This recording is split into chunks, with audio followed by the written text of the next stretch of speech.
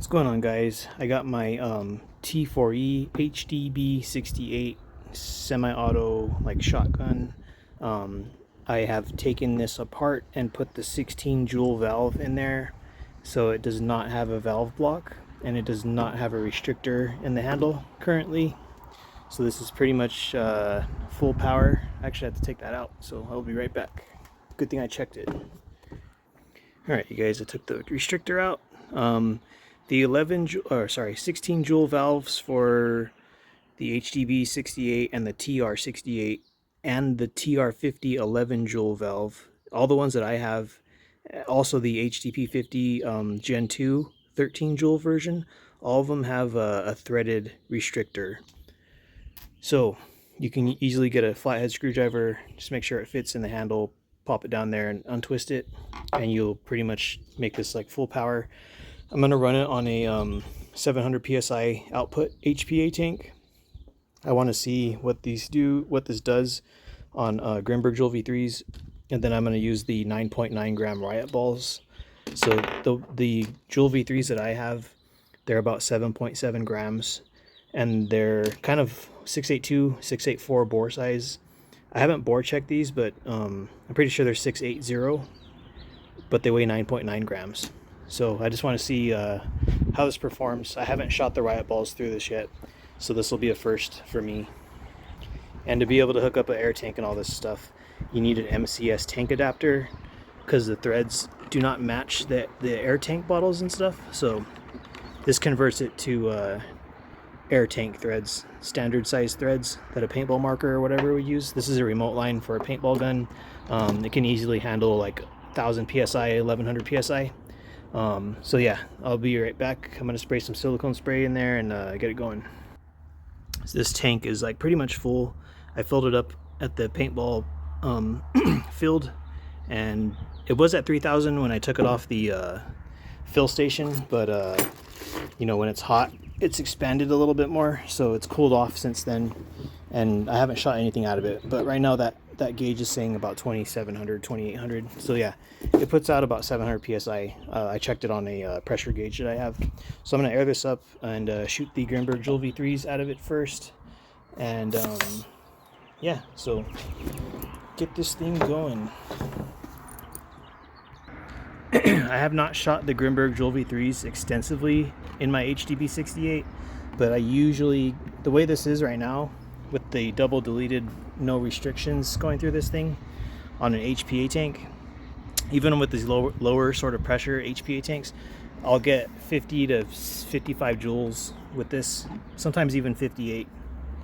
So I got it all right here on the giant air tank and all this. So here we go. Grimburg Joule V3, 7.7 grams. 406. All right, next round. 408. Next round. 408. Next round. I'm just doing one at a time right now. 408. Last Grimburg Joule V3. Probably going to be the same, but just for the hell of it. 404. So pretty consistent. I'm going to clear those out of the box and start shooting the Riot balls. Alright, you guys. 9.9 gram Riot ball is in there, right there, and all the Grimburg Joule V3s survived. I have not had one crack or deform or anything like that yet. I think I lost one, probably went off somewhere, but I've lost one, but all the rest of them have been fine. So 9.9 gram Riot ball. 352. Next round.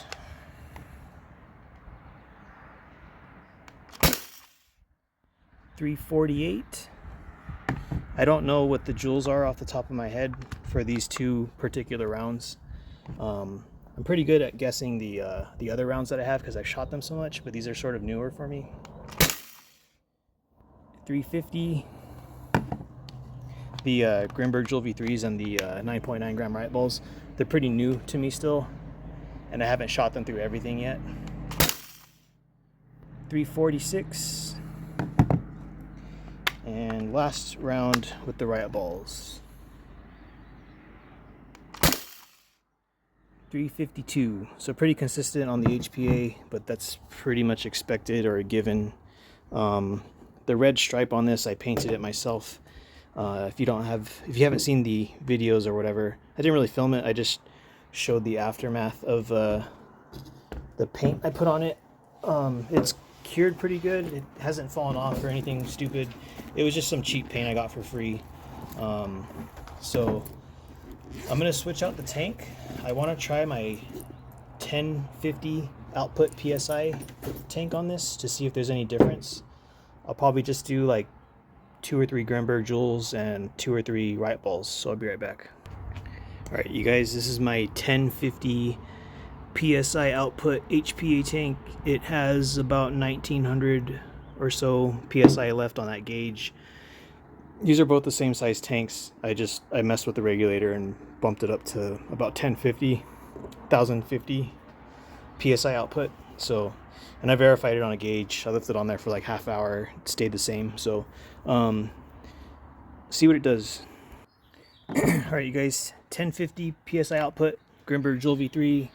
I think like 406, 408 was the previous high with the 700 output PSI. Woo, 450. Jesus. Do not want to get hit by that. I was thinking it'd only be like a 20 feet per second higher, not 50. 452. Hot damn, that's fast. And another Grimburg Joule V3, last one. 450. So a couple people have asked if I've ever had a valve O-ring pop off on the HDB hitting this hard. I have not had that happen yet. I feel like it'll probably happen now that I say that, but I have not had it happen yet with my HDB68. This is a 9.9 gram Riot ball, 392, so that's also like a 40 FPS bump versus the 700 PSI output tank. 386, and this is the last 9.9 gram Riot ball I'll be using. So last shot,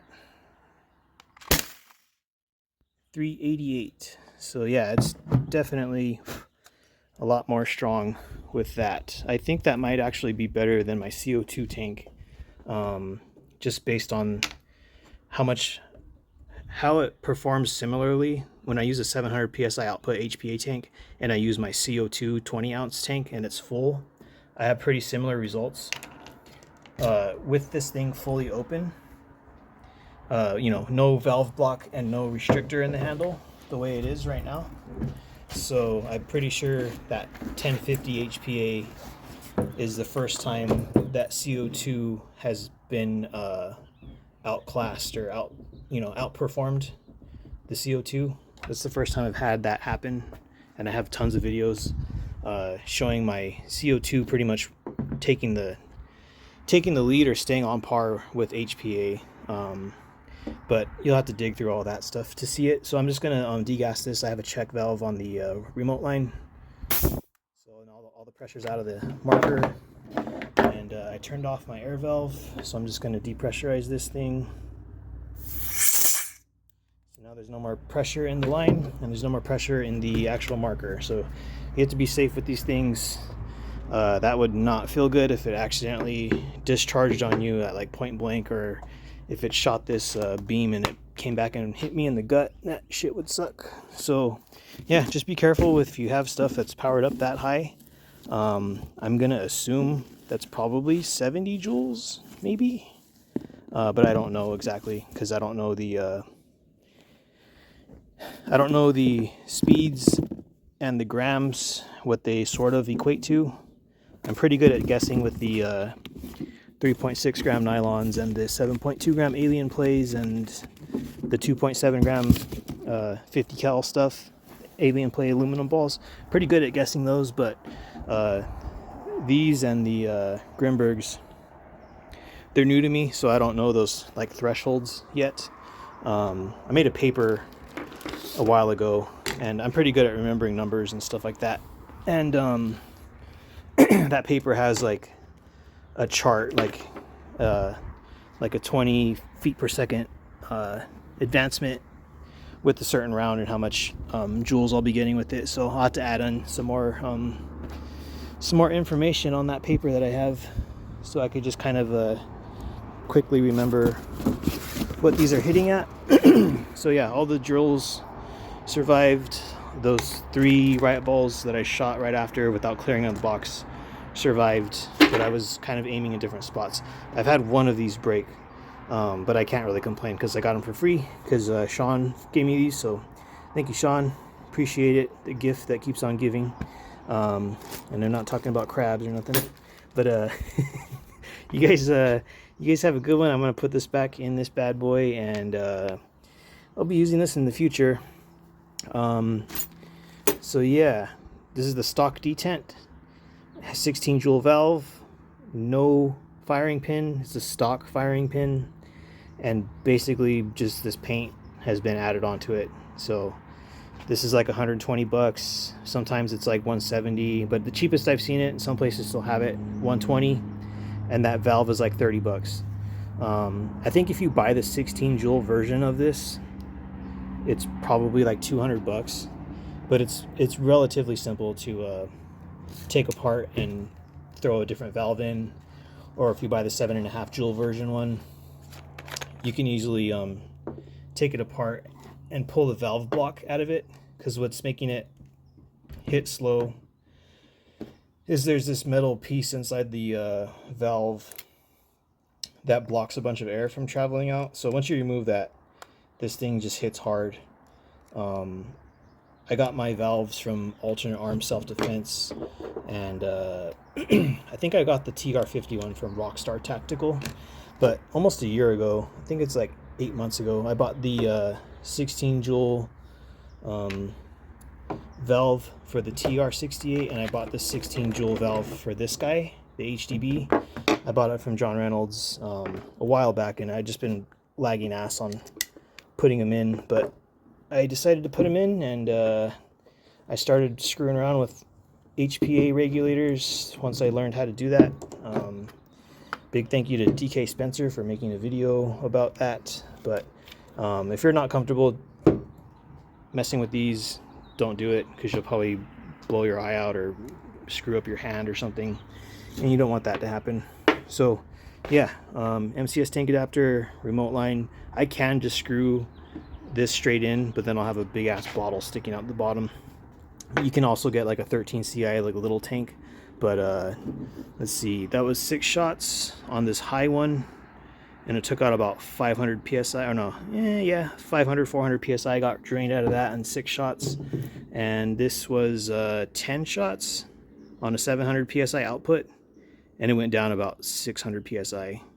So yeah, usually I can get like 500 shots, 600 shots with a normal paintball gun out of this, but obviously not with this, because it's just gushing air out the front. So usually with one of these and this thing the way it is, I could probably get maybe 60 or 70 shots out of that. Maybe. I haven't really tested it. I don't shoot this like constantly, but I have new detents. This is the stock detent, stock O-ring on the valve, stock firing pin. Yeah, so it's pretty much all stock. The only thing that's changed out is the 16 joule valve. So you guys have a good one, and see you next time.